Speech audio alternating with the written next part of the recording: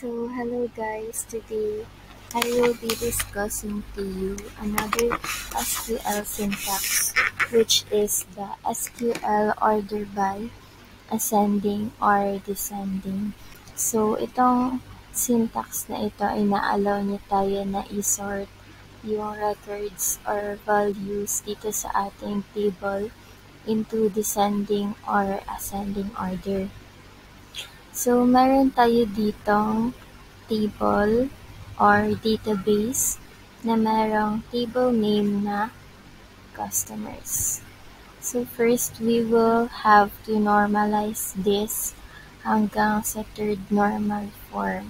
So, meron ako ditong normalized database and I've come up with 3 tables, which is the addresses, countries, and customers. So, lahat ng ito ay nag-base sa ating unang database.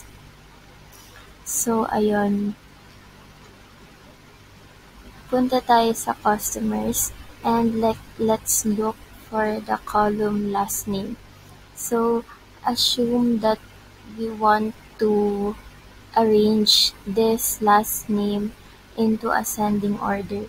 So, ang rule ng ascending order sa string ay magsisimula siya from Z to A, while in magsisimula siya from A to Z, while in descending order, magsisimula siya from Z to A. So, let's start to arrange the last name from letter A to Z, or what we call the ascending order. So, let's put the syntax. Order by, tsaka yung column na gusto natin i-sort, last name, and ascending. Ayan.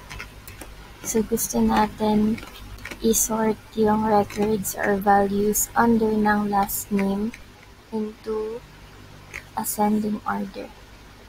So, let's try to execute.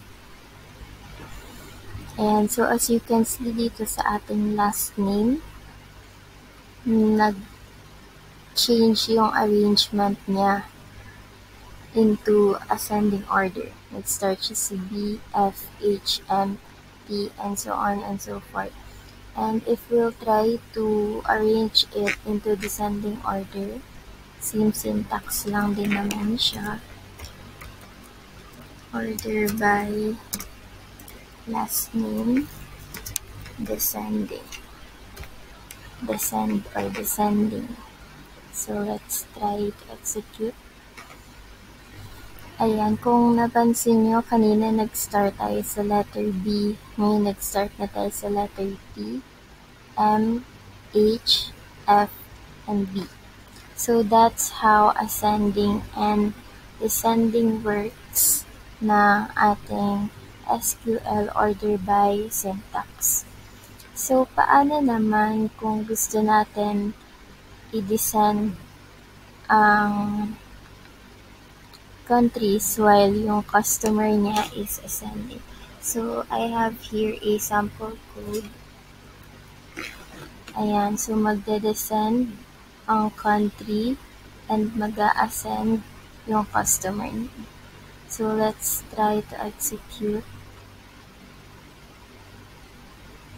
Ayan, starting from the customer name, nakita natin nag-start siya sa A, B.